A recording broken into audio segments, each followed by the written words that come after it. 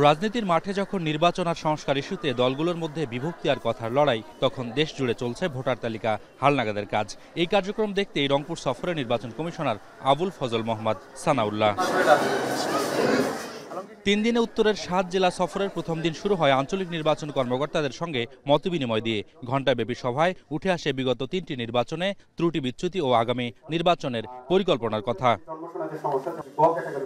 এ সময় বিগত 3টি নির্বাচনের প্রসঙ্গ টেনে নির্বাচন ব্যবস্থার কারণে পুলিশ প্রশ্নবিদ্ধ হয়েছে বলেও মন্তব্য করেন নির্বাচন কমিশনার আবুল ফজল মোহাম্মদ সানাউল্লাহ। রাজনৈতিক প্রভাবে পোলিং অফিসার, প্রিজাইডিং অফিসারও ঠিকমতো কাজ করতে পারেননি, তাই আগামী নির্বাচনে নিরপেক্ষ ব্যক্তিদের দায়িত্ব দিয়ে তাদের ক্ষমতায়ন করা হবে বলেও জানিয়েছেন তিনি।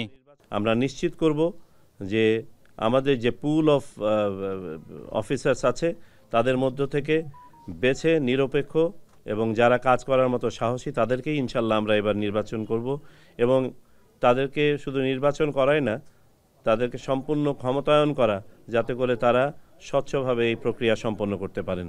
আমরা আমাদের সার্বিক প্রস্তুতি সংসদীয় নির্বাচনকে সামনে রেখেই করছি। আর স্থানীয় সরকার নির্বাচন সংক্রান্ত কোনো সিদ্ধান্ত যদি সরকার গ্রহণ করে আগে বা পরে বা কিছু সংখ্যক, সেটা সময়েরই ব্যাপার। এ সময় গণমাধ্যমের প্রশ্নের জবাবে আওয়ামী লীগের নির্বাচনে অংশগ্রহণের বিষয়টি রাজনৈতিক ঐক্যমতের সিদ্ধান্ত বলে মন্তব্য করেন তিনি। জানান, সবগুলো আসনের সক্ষমতা না থাকায় হবে না আগামী নির্বাচনে ইভিএমের ব্যবহার।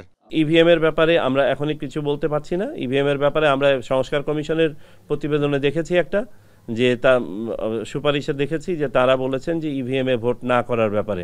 জাতীয় নির্বাচনে আমরা ইভিএম ব্যবহার করব না, এই সিদ্ধান্ত আমরা নিয়ে ফেলেছি নির্বাচন কমিশন। স্থানীয় সরকার নির্বাচনগুলোতে ইভিএম ব্যবহার হবে কি হবে না এটা সময়ই বলে দিবে।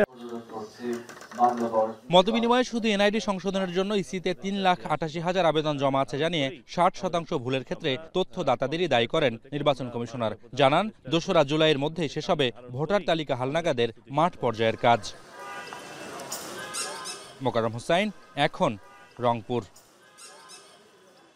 সিল্কোর সিল্ক অ্যান্ড শাইন, যাতে আছে আর্গান অয়েল ও ওট প্রোটিনের গুডনেস, যা আপনার চুলকে রাখে হেলদি অ্যান্ড শাইনিং।